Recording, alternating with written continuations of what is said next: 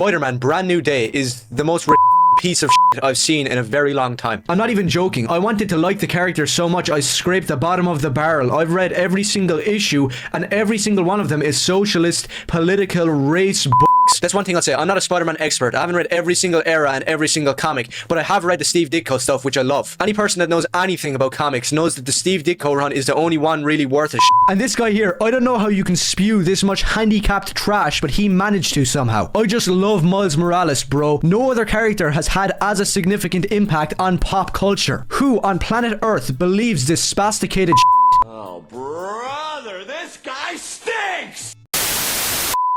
So, not too long ago, the Spider-Man Brand New Day trailer finally dropped, and a lot of people are rightfully so pretty hyped for it.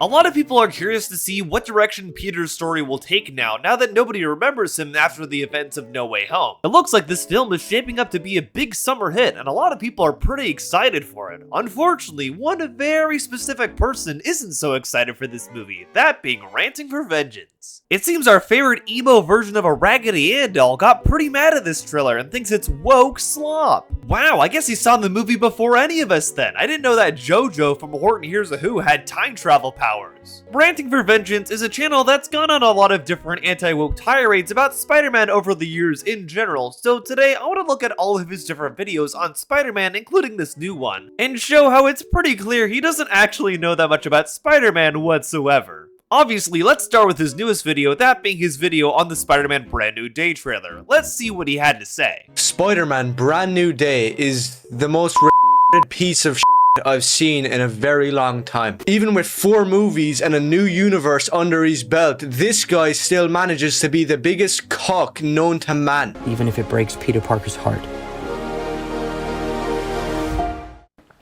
So, how exactly is Peter cucked if everyone in the universe forgot about who he is? At the end of No Way Home, he made the choice to have everyone forget about him in order to protect the multiverse. As a result, MJ, Ned, and everybody else don't remember who Peter Parker is. Peter himself made the choice for everybody to forget about him, so this isn't him getting cucked by Flash Thompson here or anything, as Ranting seems to imply with the clip he's showing. Quite literally, nobody in the Marvel Universe remembers who Peter Parker is. But unfortunately, it looks like Goob from Meet the Robinsons probably didn't get that. And if you're somebody who's hate watching this video, then just know that it's not rage bait, it's not lying, it's not misinformation. This isn't coming from somebody who doesn't read comic books. This is just the truth. That Spider-Man Brand New Day isn't comic accurate, it's not a good Spider-Man movie, and it does so many things that go against the entire Marvel universe, Spider-Man as a character, and superheroes in general, so it can't be accepted than anything else other than just plain garbage. Well, I definitely can't say I'm hate watching this video at all, Ranting, because I am having a good time laughing at some of the claims you make here. For instance, the claim that you read all the comics even though it's pretty clear you don't. You're the same guy who thought the manga City Hunter was meant to highlight its main character being perverted as a good thing in different segments in that manga. Even though pretty clearly that isn't the case, because whenever the main character of City Hunter is perverted, he actually gets punished for it. And it's when he actually respects the people around him that he actually is highlighted in a good light and rewarded for that. Go figure. You're also the same person who previously missed the point of the Spider-Man Noir comics thinking they're woke socialist slop because they talk about fighting fascist dictators. Well, I hate to break it to you, Ranting, but those comics are set in the 1930s during the peak of the Noir era when fascism was a pretty big worldwide issue. So it kind of makes sense that, yeah, Spider-Man Noir is gonna fight fascist dictators. But also, the other complaint that Ranting has here that is incredibly funny is that he thinks this movie isn't comic accurate at all. Since when has exact comic accuracy slowed down any of the other MCU movies? A really good example of this is Thanos as he's portrayed in the original Marvel comics as opposed to how he's portrayed in the films. In the comics, while Thanos is his own fleshed out character as he is in the movies, a lot of his actions are actually directly influenced by his lust for Mistress Death. A big reason he kills his own offspring and also genocides his own planet is to impress Death.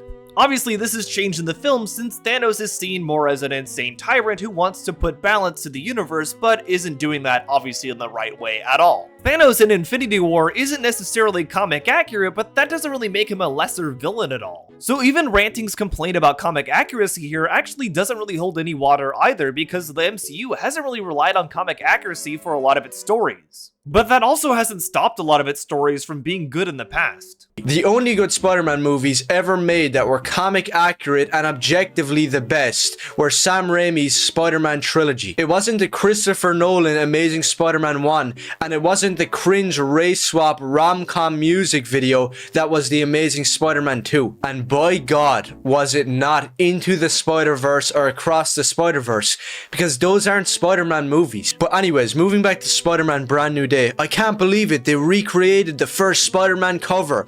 How about you actually read that comic and then you'll realize why the movie looks garbage. Read any issue from the Steve Ditko Spider-Man run and it'll debunk any leftist on Twitter and every single Spider-Man movie that followed. Oh no, leftists on Twitter, the horror!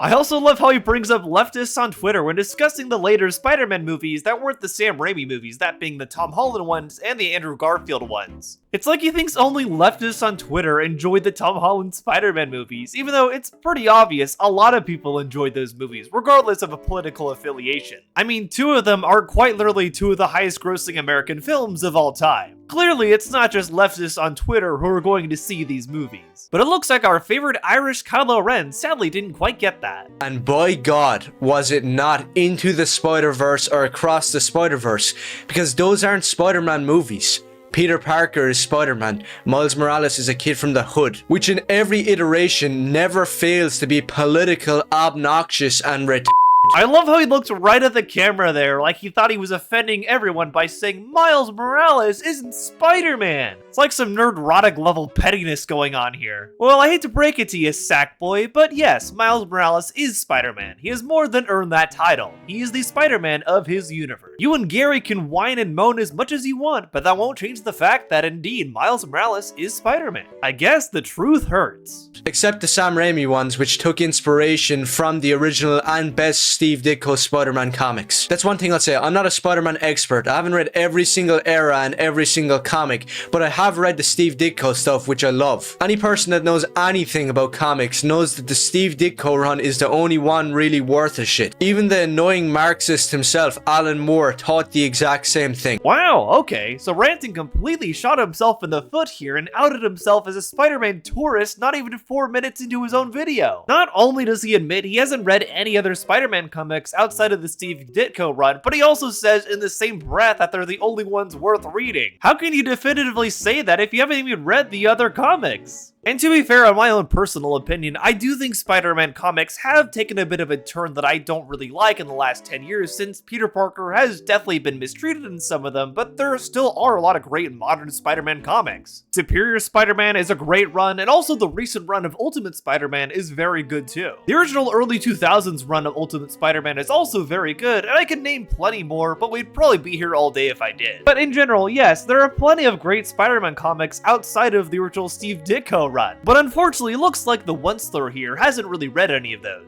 And sorry to break it to you, Steve Ditko created Spider-Man, and by no means was he a leftist or a Marxist or Jewish. Which kind of sounds weird, but trust me, there's a lot of people out there that believe that Peter Parker, Spider-Man, is a Jewish communist. Which there's just so many contradictions, like didn't Aunt May and Uncle Ben get buried in a graveyard, and didn't Spider-Man ask for consent before kissing Mary Jane? Just small stuff like that, like Spider-Man crawls on walls and buildings, he doesn't really crawl in sewers. So he can't really be Jewish, right? But I'll move on from that very quickly. All you need to know is that Spider-Man Peter Parker can't be Jewish, because when he's swinging around saving the day, helping some children out, he actually returns them home. He doesn't bring them to an island and...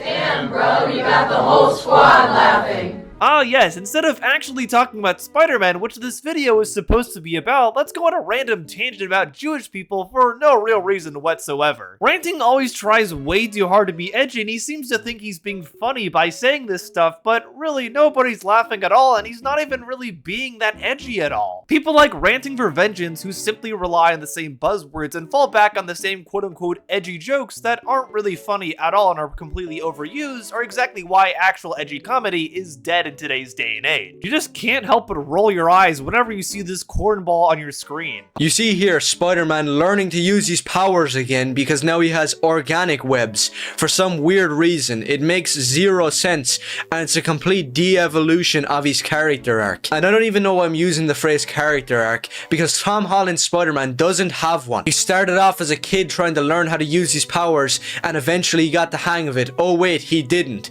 He's still falling around on the ground like a spastic and running around after fake black MJ. What do his powers have to do with his character arc? Peter's character arc would be how we see him grow and mature over the course of the 3 films, and how we see him grow ultimately into a full-fledged hero, who's even willing to make the sacrifice of everybody in his life forgetting about him if it means saving the multiverse. His web powers on their own have quite literally nothing to do with that. He's still falling around on the ground like a spastic and running around after fake black MJ.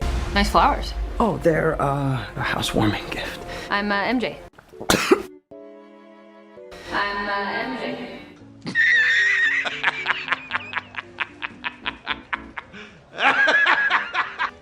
You serious? Oh no, the black MJ, the horror! I love how Ranting is still hung up on the fact that MJ is played by a Zendaya in these movies, when funny enough, even a lot of other people in anti-woke circles aren't even harping on that point anymore. It's mostly just ranting for vengeance. Well, I hate to break it to the gender-swapped version of Marla Singer, but really, ethnicity doesn't matter if the talent and performance behind the character is good. Which, in the case of MJ, most people agree that Zendaya does do a good job as that character, especially since it's a slightly tweaked version of her for the MCU. But it looks like Victor from Corpse Bride sadly didn't quite get that. Superhero movies and superheroes in general try to relate to their audience, and now this kind of makes sense. Because back with Tobey Maguire, he might miss a date with MJ and it might mess up his relationship, and the people watching could relate to that because they actually had relationships in real life. Now Spider-Man is a cuck to black MJ and her black boyfriend, and I think everybody in the audience of Spider-Man Brand New Day enjoying it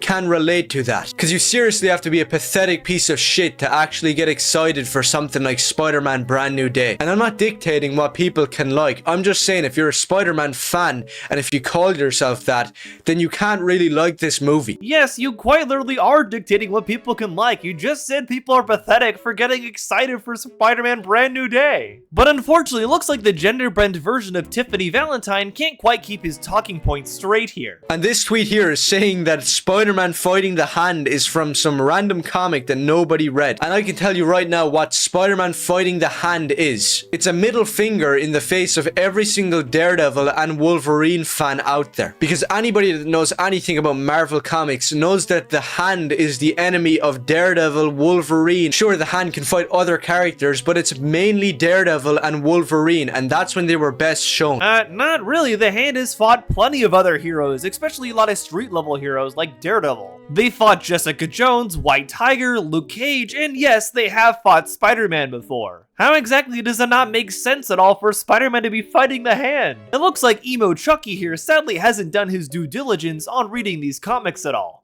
And 2 of the best comics ever made, which before you comment any hate comment, make sure you've actually read them: Frank Miller's Daredevil and Frank Miller's Wolverine. You yourself just admitted though, you haven't read any other Spider-Man comics outside of the Steve Ditko run. Imagine trying to police other people on what Spider-Man comics they have and haven't read when you yourself admit you've only read the Steve Ditko run. Absolutely incredible. And now we get on to one of the worst elements about this entire piece of shit, is the fact that they're taking from Japan, a much better country for superhero media. I've never really claimed to be a Spider-Man fan. I've always been more of a Devilman guy than a Spider-Man guy, because I'm not really a fan of Spider-Man's morals and just his character over the years. So Japanese heroes like Devilman, Kamen Rider, and all of the other ones, compared to the American counterpart, is really different, and they should never ever coincide. But as we've seen with recent comics copying manga, it seems the movies are doing the exact same thing, where the iconic Rider kick is just blatantly ripped off.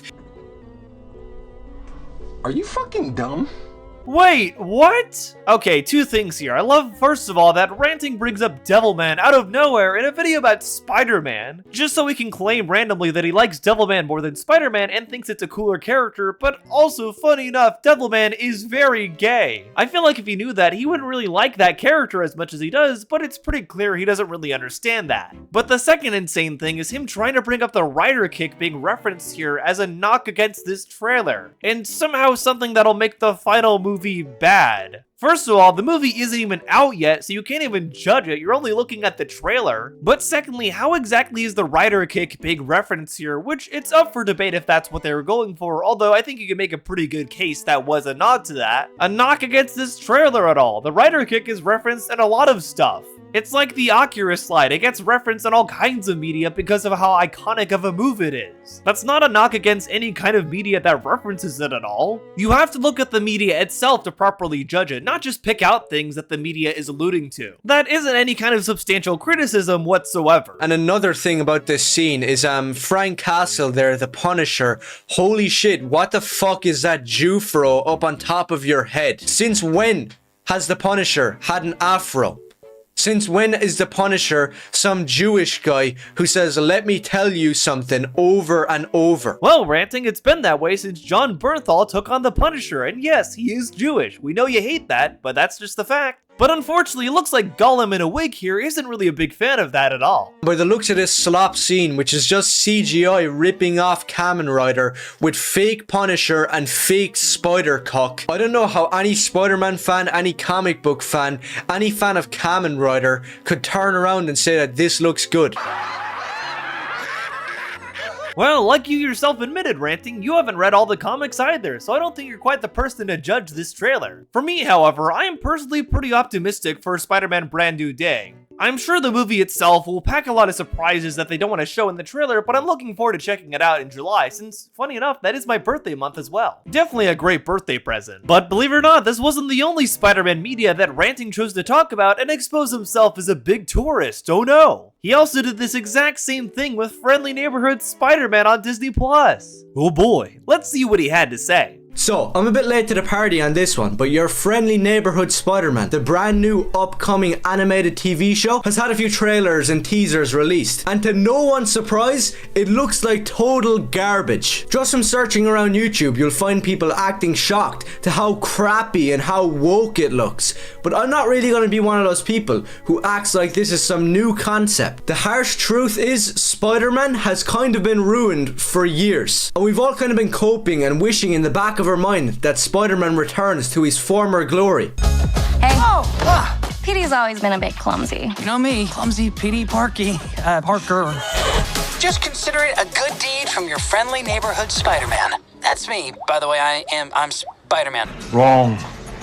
Well, I hate to break it to you, Ranting, but yeah, that is Spider-Man. That's Peter Parker, so that's Spider-Man. Oh, and Miles Morales is Spider-Man too. I will get to how bad your Friendly Neighborhood Spider-Man looks in a second, but first I'm gonna have to address that this issue with Spider-Man is nothing new. So you could ask yourself, when did all the troubles start for Spider-Man? Was it when Tom Holland took over, or when the Spider-Verse movies came out, or when in the comics Peter Parker was turned into a literal cock? But unfortunately, it does go before that. So I do respect Andrew Garfield's portrayal of Peter Parker, especially in The Amazing Spider-Man Part 2. But the problems we're facing now date back to that movie. I'm all about comic accuracy, and Andrew Garfield's movies failed in that department a lot. Even though we got to see Peter Parker sporting a goddamn Ramones t-shirt, I still think that his portrayal wasn't the best. I love how the one thing that Ranting was able to pick out about Peter Parker in the Amazing Spider-Man movies is that he wore a Ramones t-shirt at one point. He claims that the portrayal of Peter Parker in that movie wasn't very good, but he doesn't actually offer an explanation of why he thinks that. Now, for me, I feel like Peter Parker's portrayal in the Amazing Spider-Man movies from Andrew Garfield was too cool and didn't make him seem as much of a nerd or an outcast. To me, that's sort of a core part of Peter Parker's character in general, and a part of why a lot of people relate to him. Obviously, though, that was just my personal take on it. I know a lot of people like Andrew Garfield as Spider-Man, and as long as it makes you happy, that's really what matters. But instead of actually explaining his own issues with Andrew Garfield's Spider-Man, Ranting just says, oh, Peter Parker wasn't very good in those movies. You have got to offer more substantial criticism criticism than just that, at least explain yourself. But obviously, our long-lost member of the Addams family isn't a real critic whatsoever.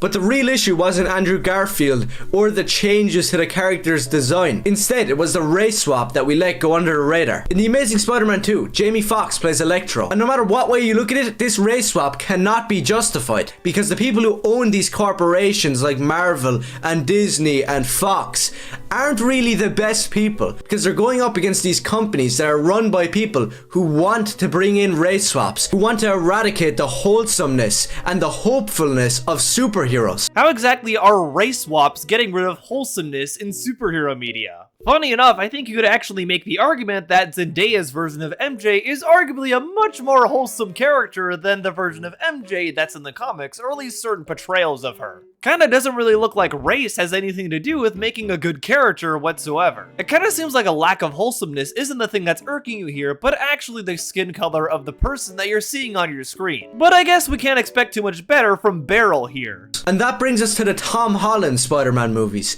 which every single one of them is garbage. There literally isn't one good film out of the trilogy. And if you thought The Amazing Spider-Man 2 was bad, Tom Holland's movies ramped it up to 11. And from the first one, Homecoming, there's already 3 race swaps that I can name off the top of my head. Again, race swaps alone aren't really a definitive criticism against any of those movies. If you want to say you have a problem with how a character of color was written in one of these movies, sure, if you think they weren't a very likable character or something like that. But that on its own is completely separate from them being a person of color that's in one of these movies. You just pointing out that there's a black person in your movie and you don't like that isn't a real criticism at all. It's just you being racist. And then we have the third race swap, which is the worst of them all. You have MJ, which was once this great character that helped Peter throughout the years as a girlfriend, then a wife that helped him, was literally the center point of Kraven's Last Hunt. Now she's Zendaya.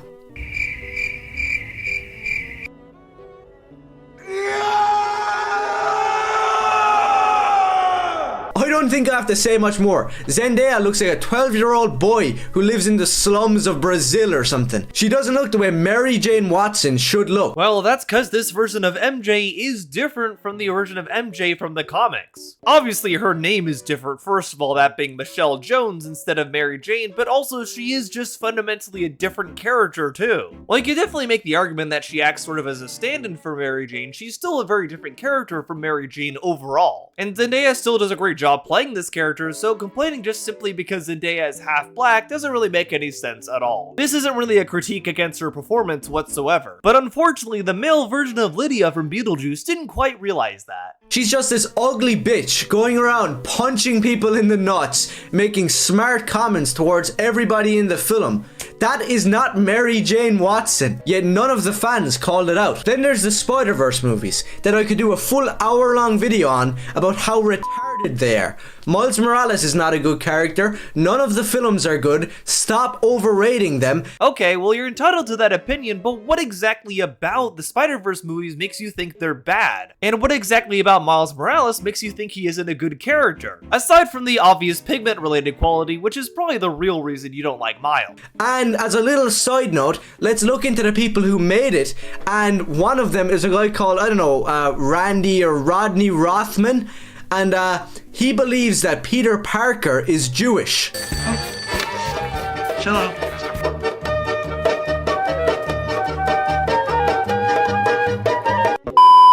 Once again, stay away from comic books and these characters. Stop injecting your own personal crap onto these characters. What Ranting obviously doesn't realize, however, is that most famous comic book characters were, in fact, made by Jewish people. Superman was created by 2 Jewish immigrants and also made as sort of an allegory for their personal struggles immigrating to America. Stan Lee and Jack Kirby, the minds behind most Marvel characters, were both Jewish. If Ranting actually knew his comics history, he'd probably realize this and also realize his anti-Semitism made him look pretty foolish. But unfortunately, the male version of Lucy Liu didn't quite seem to realize that. Overall, it's pretty clear Ranting's takes on Friendly Neighborhood Spider-Man, given the fact this also was made before the show even came out, also don't really make any sense either, and he also continues to misunderstand the Tom Holland movies here as well. But believe it or not, this still would not be the only time he would talk about Spider-Man and show he's a giant tourist as well. He also did this when talking about the Spider-Man Noir TV show, which is coming out later this year on Prime Video starring Nicolas Cage, and after seeing some teaser images of it, decided automatically without even seeing the show or seeing the teaser trailer that it was gonna be woke slop. Yes, you heard that right. This time, Ranting didn't even bother looking at a trailer, he looked at some images he saw online. It just keeps getting better and better. Let's see what he had to say. So we have some pictures from the up-and-coming Spider-Man Noir TV show, and surprisingly it looks great. To an extent, because I'm gonna predict right now 100% guaranteed, don't come at me with that of it's not even out yet, this is gonna be woke, and gay. Well, I hate to break it to you, Ranting, but I am gonna come at you with that, because you're not even looking at the teaser trailer, which already would be dumb to begin with, because that's still not the real show, but you're just looking at some images online of the show. That's even worse. While Ranting had no credibility when it came to Spider-Man to begin with, he just put himself in the red zone here by doing this. It is absolutely incredible. So that intro wasn't clickbait or rage bait. I'm really just saying what I see as a fan of Noir and Spider-Man. And no, I'm not one of those people who found out about Spider-Man Noir through Across the Spider-Verse. I've known about him for years and I've read every single comic of the character. Which, spoiler alert, before you ever go out and buy any, all of them are complete I'm not even joking. I wanted to like the character so much I scraped the bottom of the barrel. I've read every single issue and every single one of them is socialist, political, race bullshit. That's from the very first issue back in the 2000s all the way up to the modern Spider-Man Noir comics, which are even worse. Well, Ranting, let's think about this here. The Spider-Man Noir comics are set in the 1930s, which is when most noir movies were originally coming out to begin with. Let's think here, what exactly was going on in the 1930s?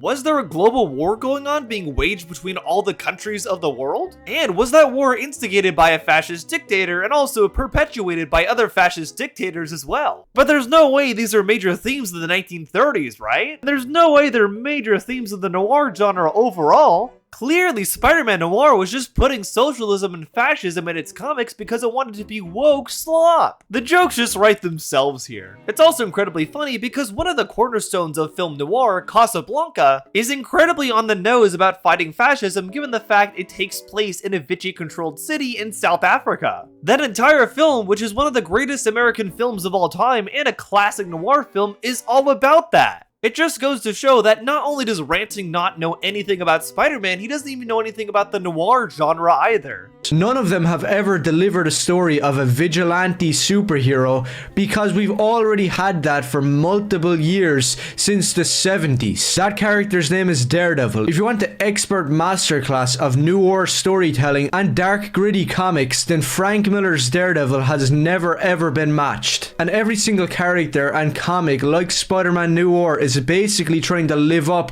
to the greatness of that run. It's also incredibly funny because, funny enough, Daredevil actually did get his own noir comic called Daredevil Noir. However, this comic was nowhere near as successful or acclaimed as Spider-Man Noir, and as a result, Spider-Man Noir ended up being the character that carried over into other Marvel media. Daredevil Noir was the one who was left behind, which makes Ranting's comment here about Spider-Man Noir and other comics not being able to live up to Daredevil all the more ironic given the fact it's clear he doesn't actually know about this. Step number 1, the Spider-Man Noir comics are woke, spasticated garbage. Therefore, the TV show adapting the character will probably be the same. But you could argue, hey, it's not even out yet and you don't even know what you're talking about. So I'll let the actual TV show speak for itself. New look at the Amazon Prime Spider Noir TV show. Now, well, I hate to break it to you, Ranting, but that's not the actual TV show. That's just a bunch of screenshots that you found on Twitter. Ah, yes, clearly we're experiencing the story the show wants to tell us and also seeing all the characters undergo different character arcs by looking at a bunch of Twitter screenshots. The logic is clearly very sound with the male version of Shigo here. Naming your thing Spider Noir, it better be Noir, and I'll get onto that in a second. It's not really a term to throw around when something is in black and white. First picture is awesome. It's already exceeding the comic in many ways. We have the main hardboiled detective, Nicolas Cage, which should be Peter Parker, but is Ben Reilly for some weird reason. But all that aside, the guy looks like a film noir protagonist is smoking and drinking. It's exactly what a noir character characters should be doing. The second picture follows up on that. We have a classic noir detective's office, like out of the Maltese Falcon with Humphrey Bogart. I find it incredibly funny he references the Maltese Falcon here, because if Ranting actually knew anything about the novel that movie is based on, or the movie itself, he would know that Dashiell Hammett, who wrote the original novel The Maltese Falcon, was actually a strong leftist and anti-fascist during World War II. Once again, tying into the fact that noir is largely, fundamentally, a anti-fascist genre. But it looks like the male version of Daria here didn't quite understand that. Even more absolutely amazing news is that Nicolas Cage says that he's taking inspiration from Humphrey Bogart himself. Now before I continue, this is gonna sound weird,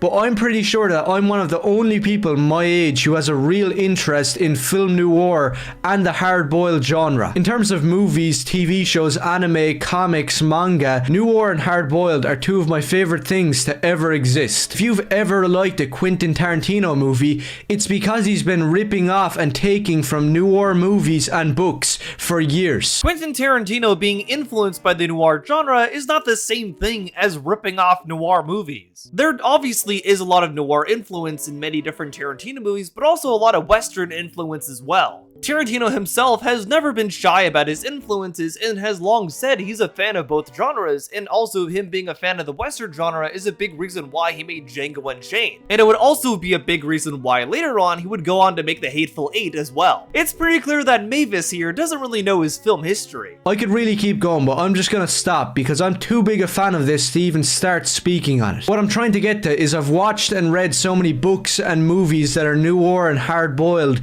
from the 30s, 40s and 50s, so I don't really have time for something just misusing the name. Oh yeah, and one of the biggest things about noir is that it can't really be woke, because the entire genre since the very start, like Raymond Chandler's The Big Sleep, is based upon criticizing the justice system, the government, and the elites who do really weird things behind closed doors. And that's why this genre is more relevant than ever nowadays. You hear yourself out loud? I mean, you listen to yourself. Ranting was so close to finally figuring it out here. Those two emo brain cells of his in his brain were finally starting to click together to realize that, yes, the noir genre is woke. And for the exact reasons he just described there. The noir genre has always been about criticizing greater powers and also how they hold on to that power and what they do with it. It's always been about breaking down corrupt government systems and also focusing on the people who fight back against that and do the right thing. He quite literally gave the definition there and then still said it wasn't woke. Ranting is so media illiterate that it's absolutely hilarious. And there's really no room for fucking socialism or race swaps,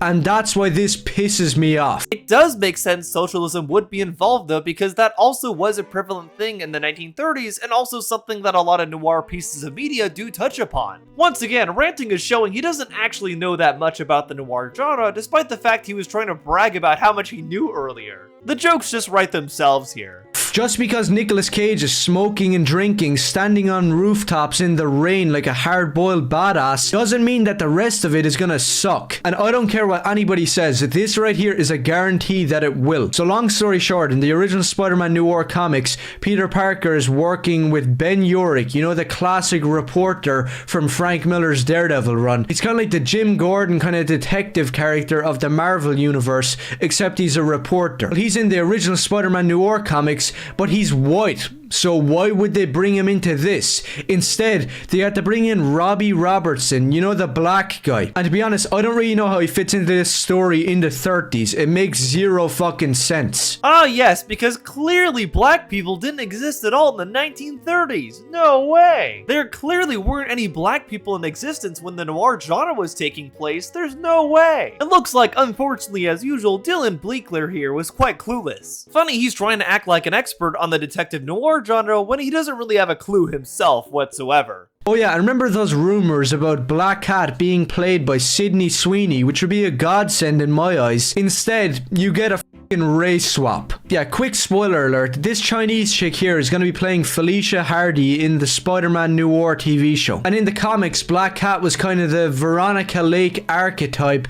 of the nightclub singer who goes out with the main detective. And they're going for the same thing here, except she's Chinese. And to be honest, I don't really have a problem with Asian people, but I really don't think there should be an Asian main character in a TV show set in the 30s. Ah yes, because clearly Asian people didn't exist this in the 30s either. I also love that Ranting pretty clearly falls into the anti-woke stereotype of being into Asian people and being okay with them, especially if it's Asian women he can fetishize. But if there's a single black person in his line of vision, he'll automatically freak out. It just doesn't make sense, especially when the original character was white. What is it with race swaps going under people's noses and nobody picking up on it? And speaking of sons of bitches, I'm just gonna end off this video with a really big handicap right here, who says, watch Critical Drinker call it woke because he has to beat up Newsflash for you, that is woke. Nobody gives a shit about the Nazis anymore. It's been beat over her head for 50 years and it's getting pretty stale and old. Wow, dang, I didn't know having a show set in the 1930s and having Nazis being punched there was completely woke at all. You think that Ranting would agree that portraying Nazis as evil, which is generally the universally agreed on opinion, would be something that's pretty accurate and not woke at all, but he went pretty mask off here saying this. I guess by his logic, Inglourious Basterds, Schindler's List, and also The Sound of Music are all woke as well. Overall, it's pretty clear Ranting has no idea what he's talking about when it comes to Spider-Man whatsoever, despite his constant claims that he's read all the comics and seen all the movies and knows all about Spider-Man. He shot himself in the foot by admitting he only read all the Steve Ditko comics and none of the other Spider-Man comics, judging Spider-Man Brand New Day as a whole as a film simply on the merit of its trailer before the film has even come out, and also making some pretty insane claims about its trailer too, showing he knows absolutely nothing about Miles Morales, showing he knows absolutely nothing about Mary Jane, showing he knows absolutely nothing about My Friendly Neighborhood Spider-Man,